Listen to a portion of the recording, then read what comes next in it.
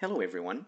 In this video, I'll be going over the process of updating from a previous version of the TMP UPM package to the new version 1.4.0 with dynamic SDF support for Unity 2018.3. Basically, I'll be covering sort of what to expect as you go through this process. So what I have here is a new project that I just created, which contains the previous version of the TMP UPM package, which is version 1.3.0. In the project, I simply imported the TMP essential resources as well as the TMP examples and extras. Now, as we go through this upgrade process to version 1.4.0, we'll take a look at how this affects basically our existing scenes, which are the demo scenes, and the rest of the project resources. Now, the first step of our process is the most important one, which is to please make sure you have made a backup of your project first. Although I expect this update to be uneventful, we can never be too cautious, so please make sure you've made a backup of your project. The second step is pretty straightforward, which is to close any existing and open scenes. So what we're going to go is go to File and select New Scene, and that's it. So our next step is to import this latest release, which is version 1.4.0 of the TextMesh Pro UPM package. To import this new release, we'll need to open the Package Manager UI, and to do so we go to Window and we select Package Manager. Now it opened the window off screen on my end, so I will bring this window back into view. As you can see, we have version 1.3.0 installed of TextMesh Pro. Now this new release is a preview, so we're going to have to go to all versions and select 1.4.0 preview 0.1b. Now we will update. So at this point, it basically fetches the package and we all get to watch some progress bars together. Now I was going to pause the video, but this process is actually pretty quick, so there is no point pausing. And the package has been imported. So we can see we now have version 1.4.0 preview, and basically that's it in terms of importing the new package. As some of you may have noticed, upon completion of the import process, we got a warning in the console, and that's totally fine and to be expected. Now, in order to support the new dynamic SDF system, I've had to make structural changes to font assets and sprite assets. So in this case, the warning is issued because we have a script that is using an old property that is now obsolete. So in this case, if we click on it, we're going to see that this TextInfo debug tool is using a property that is now obsolete, and it basically says, hey, use FaceInfo instead. Now, we're getting this warning also because the scripts and resources that I have in this project are those from version 1.3.0, which is why we're still getting the warning. In version 1.4.0, I've updated both TMP essential resources and the TMP examples and extras, so if you were to re-import those in a new project, you wouldn't be getting this warning. But right now, this warning is totally fine and to be expected. Let's get rid of this warning and go load our first scene and see what happens. Well, our scene loaded correctly, which is great, but we did get two messages in the console. So let's take a look at what these messages are about. As mentioned previously, it was necessary to make structural changes to font assets and sprite assets to accommodate the new dynamic SDF system. As a result of loading this initial scene, which happens to be the first time some of these modified resources are being accessed, we get a message informing us in this case that the Liberation SDF font asset has been upgraded to version 1.1.0. Now, it may not be apparent as to why the Emoji1 sprite asset was also upgraded, because we don't see any emojis on screen, but that's because it also happens to be the first time the TMP settings have been accessed, and since they do reference this sprite asset, it also gets converted at the same time. Now let's take a look at what the more important structural changes affecting font assets and sprite assets are. Conveniently, I can click on the first message to select our Liberation Sound font asset. Focusing on the inspector, we see that the FaceInfo now replaces the obsolete font info. It essentially contains the same information with a few additions. Style name in this case is empty because this is an existing or legacy font asset. But on newly created font assets or updated font assets, this will get populated to indicate the style like regular, bold, italic, thin, black, heavy, etc. We also have mean line, which typically represents the top of the lowercase letters. So this has been added. Next, we have our generation settings, and these are new. The first property, source font file, holds the reference to the font file that was used to generate this font asset. For existing font assets, and for a variety of reasons, this field may be null or none. If that is the case, and you wish to make changes to the font asset using these generation settings, then you'll need to assign the appropriate font file. Next, we have our Atlas population mode. A font asset can either be static or dynamic. If it is static, it means we no longer wish to add any character or glyph data to the atlas or the font asset itself. Now, if we were to create a build, even though we have a reference to the font file, this font file would not be included in the build because the font asset is static and as such no longer needs access to the font file. By contrast, if a font asset is dynamic, then it means that we do wish to try to add glyph and character data to it. And as such, if we were to create a build, then this font file would be included in the build to allow us at runtime to access the font file to retrieve glyph and character data to be added to our atlas and our font asset. Next, we have the atlas render modes. We have the legacy SDF16 and SDF32. These are incredibly slow, but very accurate. Then we have the new SDF-AA and SDF-AA hinted, and these are ultra fast and make it possible to do SDF generation at runtime, but are slightly less accurate. Then we have our bitmap modes, which can still be used dynamically, but unlike Unity's dynamic bitmap system that's currently available, where multiple copies of the same character will be added to the atlas for different point sizes, the new system just does one single fixed size. Then for testing, I added the SDF and SDF8, where the 8, 16, 32 represent oversampling. I'm not sure there's a use case for SDF and SDF8, but I'm leaving them in there anyway, just in case somebody finds a use case for those. Next, we have our sampling point size, padding, atlas width, and height. These are pretty self-explanatory. The only part I will repeat, which is an important one, is the sampling point size and padding, and more specifically, the ratio of sampling point size to padding determines the effective range of the material properties, meaning how thick can the outline be, how far can the shadow reach. That's all determined by this ratio of sampling point size to padding. Now, one of the nice things about the new dynamic SDF system and these generation settings is in the past, if you needed to change any of that, you needed to go to the font asset creator and recreate the font asset.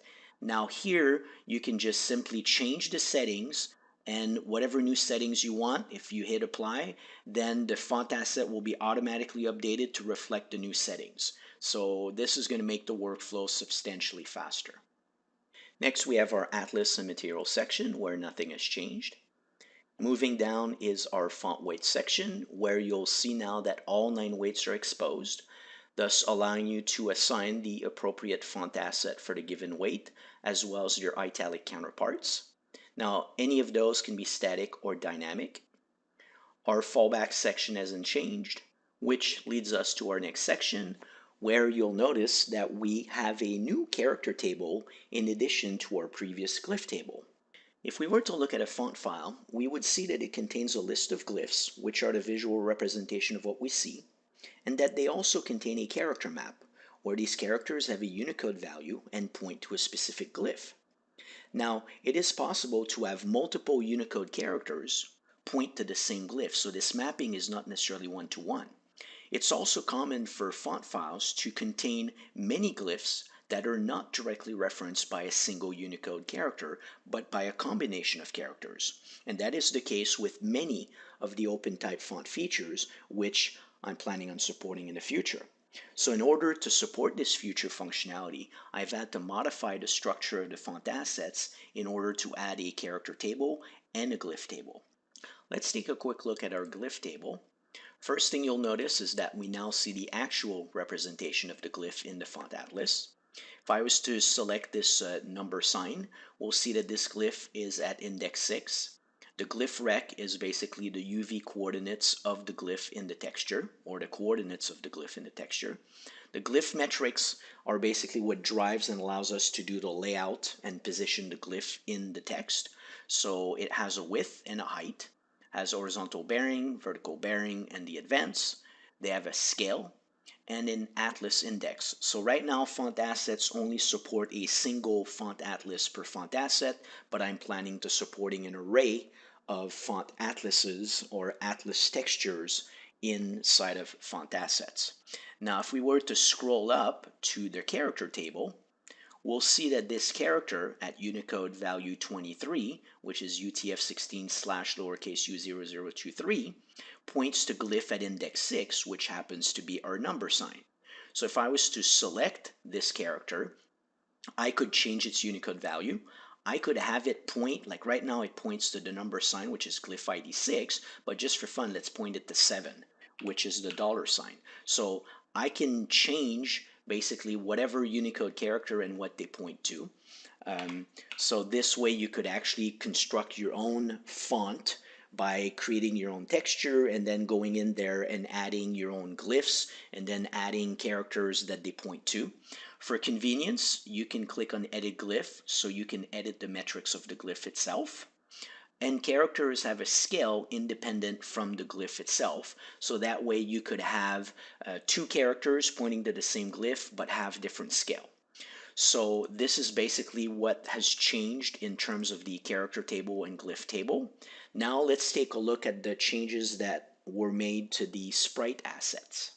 Again, conveniently, we'll just navigate to our sprite asset here by selecting this one and clicking on emoji 1. And the first thing you'll notice is hey look, sprite assets now have a sprite character table and a sprite glyph table. So that's just like the font asset. So if we take a look at the sprite character table, we'll see that these sprite characters have an index, have a Unicode value, and also have a name. They point to a sprite glyph, and they have their own scale. And just like the font asset and the characters and the glyphs, we can edit the sprite glyphs and so on and so forth. And if I was to change, for example, the glyph ID that this sprite character points to, let's say the guy with the sunglasses, which is, whoops, wrong click, number 3, we can see that we can also change the mapping here. Now if I was to collapse this and navigate to the sprite glyph table, now we'll see that these are the sprites or the visual representation of that sprite character, and it has metrics just like a normal glyph in a font asset has. So basically, the line between a font asset and a sprite asset is going to start to be a little bit blurry, which is fine. The main difference between the two is a font asset, which in the future may end up containing colorful images called emojis. The font asset has its own face info with metrics and line height and the sender and all that type of stuff. Whereas sprite assets have the same structure in terms of sprite characters and glyph table, but they don't have any face info or their own metrics. They actually inherit from the metrics of the font asset that is used or assigned to the text object that references that sprite asset. Now that you understand how font assets and sprite assets have changed in this latest release of TextMesh Pro, let's go back to loading our scenes because there's another change that I've made that is not related to the dynamic system, but it can affect your text objects in terms of the layout, and I feel it's important that I give everybody a heads up on that change and explain why I did it. So I went ahead and loaded this particular scene to help me illustrate the change that I was referencing. So as you can see, in this example, we have characters overlapping text, and that's simply because several users reported that the character spacing in terms of pixel units and EM units, first, were not consistent between the normal TextMesh Pro component and the TextMesh Pro UGUI component. And second, when you were referencing something like 20 pixels, it wasn't exactly 20 pixels. So I went ahead and made the change where now it is correct. And when you specify pixel units or EM units, they will be exactly what they're supposed to be. Now, the downside of having made the change is if in your text or in your scenes you are using tags with pixel units, then it is possible that the layout will be affected as a result of this change, and then you'll have to tweak those values. So I definitely, I apologize for the change. I realize it may cause you to have to do extra work to make that tweak, but I felt it was important to fix this thing at some point so that it would be correct and accurate. So what I'd like to do now is go import the updated TMP essential resources and the TMP examples and extras to show how these packages have changed structurally. I'd like to do so because it will allow me to showcase sort of a new potential workflow or benefits of the new dynamic system, as well as new functionality that I have not described before. Now, before I delete the content of this project, I'd just like to remind everybody that these TMP essential resources and TMP examples and extras are contained in an old style Unity package, which works with the asset importer. And as such, at any given time, you can basically go to TextMesh Pro and import, for example, these updated essential resources, and it brings up the asset importer where you get to see exactly what has changed between the old version and the new version. So this way you can pick and choose what you'd like to import. So for example, if you've modified your TMP settings, then you can choose to preserve them by not importing the modified ones. So this is important functionality that I felt I needed to highlight. So let's close this window now, get rid of this scene, get rid of everything, and then import our updated TMP essential resources. So the first change that we will notice is that there's now a fonts folder in the TMP essential resources, and it contains the Liberation Sound font file. That file used to be contained in the examples and extras. Now the reason it is now here is because if I go to my fonts and materials and select my Liberation Sound font asset, you will see that it is static. It is still using the same sampling point size and padding, and it still contains the extended ASCII character set, but we now have a fallback listed assigned to this primary, and this fallback obviously is set to dynamic mode, and because it is set to dynamic mode, it needs to be able to access the Liberation Sound font file, which is why it's now in the essential package, because if it was in the examples and extras, we wouldn't have a font file to dynamically pull from. Now, the next thing that's important here, so I've got my primary, which is static, and then I've got a fallback that is dynamic. As a reminder, again, it's important to understand that when you're using a primary and fallbacks, if you want your outline thickness and shadow to be consistent between the primary and the fallback, you have to make sure that your sampling point size to padding ratio is consistent between the two, which means let's assume this primary had a sampling point size of 100 and a padding of 10 for a ratio of 10%, then the fallback could have a sampling point size of 50 with a padding of 5, and that would ensure that visually they look consistent in terms of the outline thickness and the shadow and so on and so forth. And the beauty of that is it allows you as a user to control where you want to spend the quality and where you want larger atlases or not, because when it comes to a fallback, why use large texture space when you're not sure that those characters will be used in the first place? So it allows you to kind of lower the sampling point size if you want to, and so on and so forth. Now, but in this example, my primary has a sampling point size of 86 and a padding of 9, and my fallback has the same exact settings except this one's dynamic. However, my atlas texture, my primary is 1K by 1K, but my fallback is 512 by 512. So let's take a look at the atlas texture of these two font assets. So our liberation sound for our primary, if I expand this little thing here, we can see that, hey, it contains the extended ASCII, and it is 1K by 1K, nothing out of the ordinary there. And now, if we look at our fallback is supposed to have sampling point size of 86 and 9, and it's 512 by 512. And if I select its atlas texture, we see that, oh, look, it has a size of 0.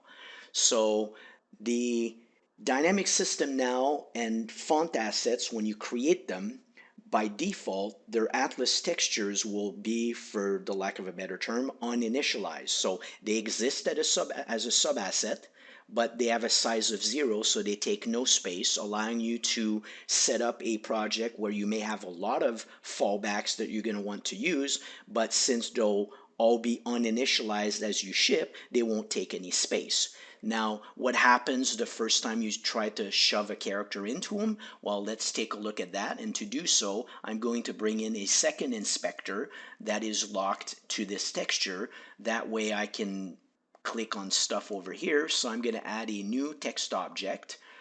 I'm going to go text object here, double click to bring it into view, and I'm going to type a character that is not currently contained in our primary. So I'm going to go /U03A9, which is the Greek letter omega, and as you saw, it was added into our fallback atlas texture, and the texture was sized to the 512 by 512 as we would expect. Now, if I'm to go, like for example, I'm on my second screen and I'm grabbing some text here and I'm going to paste it in this window. And as you'll see, I just typed in a bunch of Cyrillic characters and they all showed up in our atlas as we would have expected. During the development of the new system, I often had to reset or figure out a way to wipe my atlas to test all of that. I added a convenience feature where now you can select a font asset and go to the context menu and choose reset, which previously would basically wipe all the font asset and make it unusable, where now the new reset will maintain your face info and all the relevant data, your fallback lists and so on and so forth, and your creation settings, but it will wipe the glyph and character table and the kerning table as well as the atlas and reset it back to 0. So when you use that, this is an easy way if during development you're testing on your end and you're trying to make sure that your fallbacks are structured correctly and that you're catching the glyphs in the right place. This is an easy way to reset your font assets. Now, too often when I'm doing a demo, I get burnt by my own functionality, which is if I hit reset here, nothing seemed to have happened. And the reason why nothing seemed to have happened is because I have a text object that is trying to display those characters. So as I click reset, it resets the font atlas, then the text object gets an update that the texture has changed, and then the text object says, hey, but I need these characters, and they get added right back into the atlas, which is why nothing seems to work.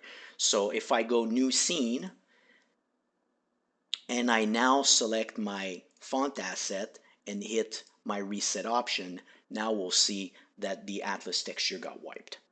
So besides these font assets, atlas texture being uninitialized when they're created or reset, the dynamic system, of course, can add new glyphs into an atlas texture at runtime, but in addition to that, it is now possible to also create font assets at runtime from scratch using a create font asset constructor, static constructor on the font assets, and then specifying a font file and even a list of characters to add to it automatically, which means this dynamic system can be like even more dynamic in the sense that you could be on the devices themselves, be creating font assets from local resources, adding glyphs, assigning them as fallbacks, and doing whatever you want to do.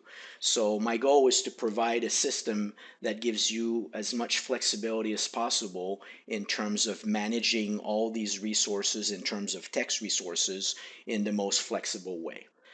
So I went ahead and imported the updated TMP examples and extras so I could load this sunny day example scene. It's kind of a neat little thing where there's a script that bends the text and then using a shader feature simply cycles the texture through the face of the text. So this wraps up the video. I was hoping to make it shorter, but I seem to always fail at making short videos, so my apologies for that.